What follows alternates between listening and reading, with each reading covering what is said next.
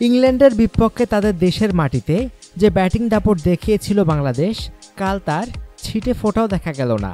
একমাত্র ব্যতিক্রম ছিলেন তামিম ইকবাল। বাকিদের ব্যাটিং ব্যর্থতার দুঃখ তামিমের ব্যাটেই ভুলতে চাচ্ছিলেন দর্শকরা, কিন্তু তামিম আক্ষেপটা আরও বাড়িয়ে দিলেন।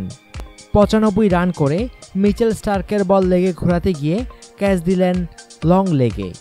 114 বলের ইনিংসে 6টি 4 ও 3টি ছক্কা হাঁকানোর পর তামিমের এই আত্মহত্যা দেখতে হলো দর্শকদের।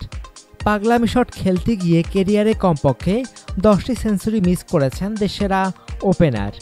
শুধুমাত্র 95 রানেই 3বার আউট হয়েছেন তিনি। 2010 সালে চট্টগ্রামে জিম্বাবুয়ের বিপক্ষে প্রথমবার 95 রানে আউট হন। 2015 সালে বিশ্বকাপে স্কটল্যান্ডের বিপক্ষে সেই 95 রানেই প্যাভিলিয়নে ফেরেন তিনি। 2 বছর পর আবারও বাংলাদেশ ক্রিকেট দেখল এমন দুঃখজনক ঘটনা।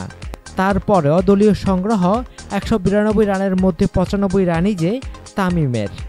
ইনিংসের প্রথম বলটি থেকে 43তম ওভারের প্রথম বলটি পর্যন্ত উইকেটে ছিলেন।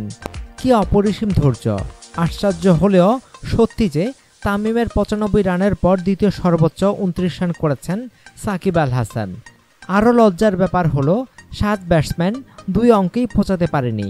সৌম্য করেছেন 3, ইমরুল 6, মুশফিক 9, সাব্বির 8, মাহমুদুল্লাহ 8, মাশরাফি 0, রুবেল 0 এবং 4 বল মোকাবেলা করে 1 রানে অপরাজিত ছিলেন মুস্তাফিজ।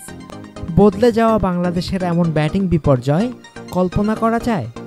অনুগ্রহপূর্বক সংবাদটি শেয়ার করুন এবং দেশ বিদেশের সর্বশেষ খবর জানতে স্পোর্টস লাইট সাবস্ক্রাইব করে রাখুন। ধন্যবাদ।